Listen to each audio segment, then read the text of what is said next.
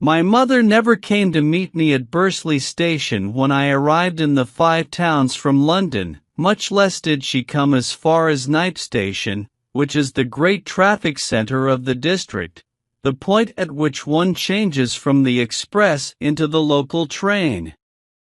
She had always other things to do. She was preparing for me. So I had the little journey from Knype to Bursley, and then the walk up Trafalgar Road, amid the familiar high chimneys and the smoke and the clayey mud and the football posts and the Midland accent, all by myself. I was wondering how to tell my mother the tremendous news I had for her. I had been considering that question ever since getting into the train at Euston, where I had said goodbye to Agnes, but in the atmosphere of the Five Towns it seemed just slightly more difficult, though, of course, it wasn't difficult, really. You see, I wrote to my mother regularly every week, telling her most of my doings. She knew all my friends by name.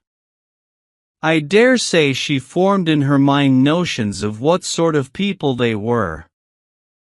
Thus I had frequently mentioned Agnes and her family in my letters.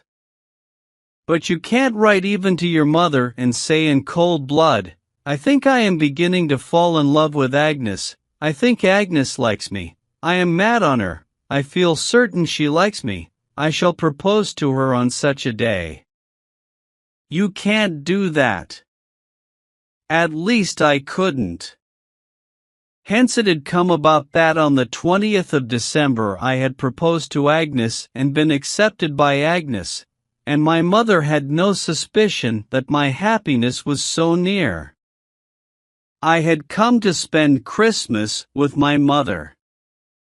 I was the only son of a widow, I was all that my mother had. And no! I had gone and engaged myself to a girl she had never seen, and I had kept her in the dark. She would certainly be extremely surprised, and she might be a little bit hurt just at first. Anyhow, the situation was the least in the world delicate.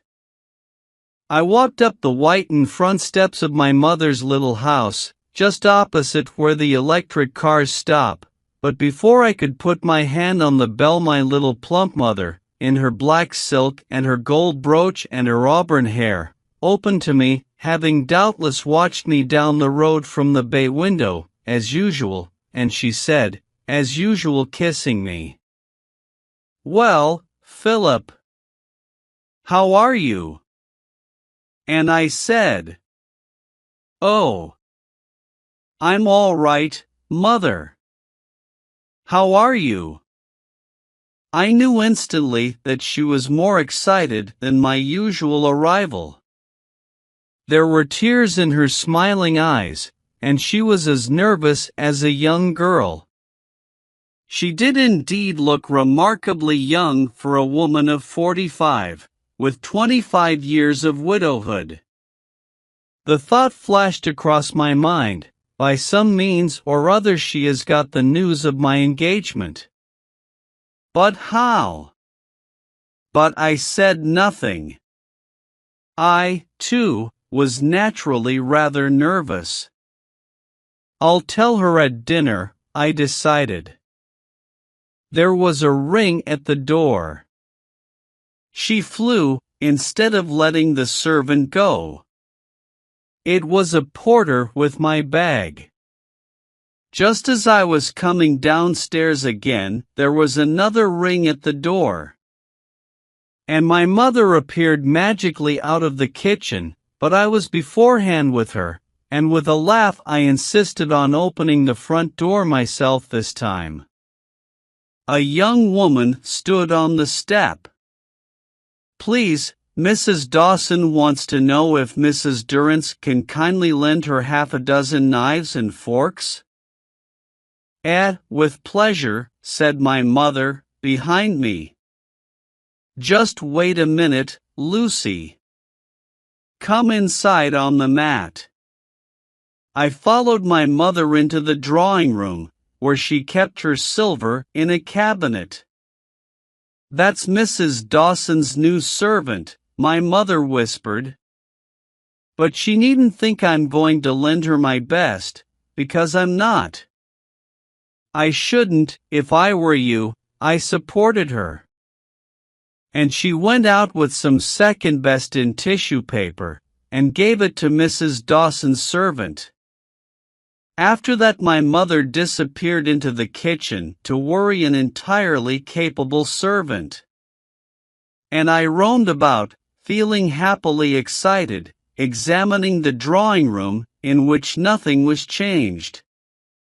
Then I wandered into the dining room, a small room at the back of the house, and here an immense surprise awaited me. Supper was set for 3.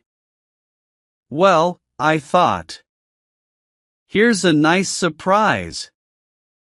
Supper for 3, and she hasn't said a word about it.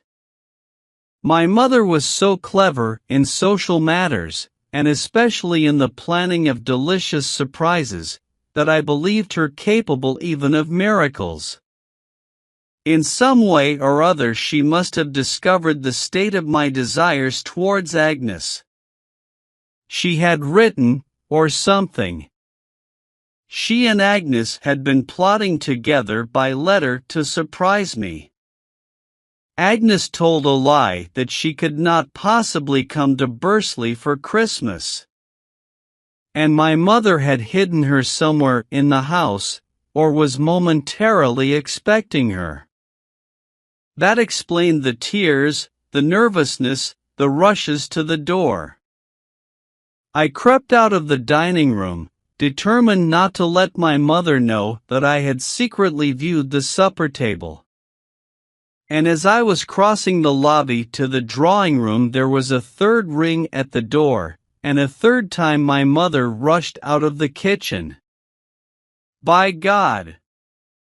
I thought. Suppose it's Agnes. What a scene!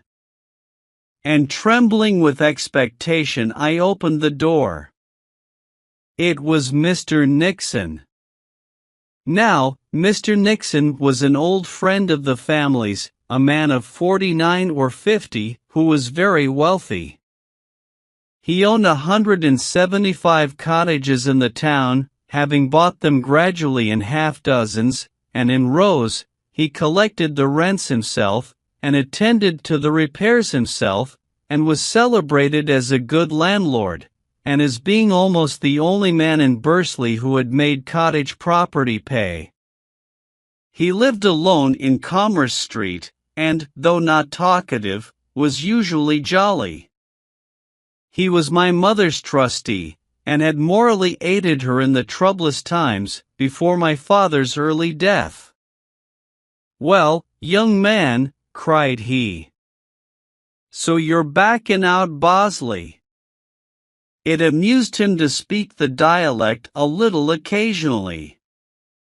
I greeted him as nicely as I could, and then he shook hands with my mother, neither of them speaking.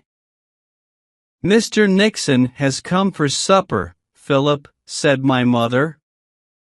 I liked Mr. Nixon, but I was not too well pleased by this information, for I wanted to talk confidentially to my mother. I had a task before me with my mother, and here Mr. Nixon was a disturbance into the supper. I could not tell gently to my mother that I was engaged to a strange young woman in the presence of Mr. Nixon. Mr. Nixon had been in to supper several times during previous visits of mine, but never on the first night. However, I had to make the best of it. And we sat down and began on the ham, the sausages, the eggs, the crumpets, the toast, the jams, the mincetarts, the Stilton, and the celery. But we none of us ate very much. My suspicion was that perhaps something had gone slightly wrong with my mother's affairs, and that Mr. Nixon was taking the first opportunity to explain things to me. But such a possibility did not interest me, for I could easily afford to keep my mother and a wife too. I was still thinking about my engagement, and surely there is nothing astonishing in that. I began to compose the words in which, immediately on the departure of Mr. Nixon after supper, I would tell my mother about the engagement. When we had reached the Stilton and Celery, I said that I must walk down to the post office, as I had to dispatch a letter. "Won't it do tomorrow, my son?" asked my mother. "It will not," I said. Imagine leaving Agnes 2 days without news of my safe arrival and without assurances of my love. I had started writing the letter in the train, near Willesden, and I finished it in the drawing room. "A lady in the case?" Mr. Nixon said. "Yes," I replied with firmness. I went forth, bought a pictured postcard showing St. Luke's Square, Bursley, most untruthfully picturesque, and posted the card and the letter to my darling Agnes. I hoped that Mr. Nixon would have departed before my return. He had made no reference at all during supper to my mother's affairs. But he had not departed when I returned. I found him alone in the drawing room, smoking a very fine cigar. "Where's the mother?" I asked. "She's just gone out of the room," he said. "Come and sit down. I want a bit of a chat with you, Philip." I obeyed, taking one of the very fine cigars. "Well, Uncle Nixon," I encouraged him, wishing to get the chat over because my mind was full of Agnes. I sometimes called him Uncle for fun. "Well, my boy," he began. "It's no use me beating about the bush. What do you think of me as a stepfather?" I was struck and shocked. "What?" I stammered. "You don't mean to say you and mother?" He nodded. "Yes, I do, boy. Yesterday she promised as she'd marry me. It's been coming along for some time. But I don't expect she's given you any hint in her letters. In fact, I know she hasn't. It would have been rather difficult, wouldn't it? She couldn't well have written, 'My dear Philip, an old friend, Mr. Nixon, is falling in love with me, and I believe I'm falling in love with him. One of these days he'll be proposing to me.' She couldn't have written like that, could she?" I laughed. I could not help it. "Shake hands," I said warmly. "I'm delighted." And soon afterwards my mother came in, shyly. "Your son is delighted, Sarah," said Mr. Nixon. I said nothing about my own engagement that night. I had never thought of my mother as a woman with a future. I had never realized that she was desirable, and that a man might desire her, and that her lonely existence in that house was not all that she had the right to demand from life. And I was ashamed of my selfish egoism. So I decided that I would not intrude my joys on hers until the next morning. We live and learn.